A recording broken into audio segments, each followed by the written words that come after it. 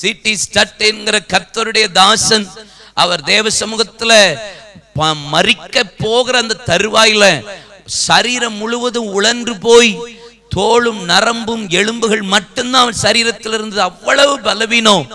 ஆனாலும் மரண தருவாயில நேர் நேர் முழங்காலில நின்று வேத வசனத்தை வாசித்து ஆடி ஆடி சரீரத்தில் நிற்கக்கூட பலன் இல்லாத பட்சத்திலும் அவர் சரீரம் ஆடுகிறது, வேத புத்தகம் ஆடுகிறது, விளக்கு ஆடுகிறது, ஆனாலும் வாசிக்கிறார். அவருக்கு உதவி செய்த வாலிபன், நீங்க என்கிட்ட சொன்னா நான் உங்களுக்கு வாசிப்பேனே. ஆனாலும் சிடி ஸ்டட் சொன்ன ஒரு வார்த்தை என்ன தெரியுமா? இல்ல, நான் ராஜ்யத்துக்கு போறேன்.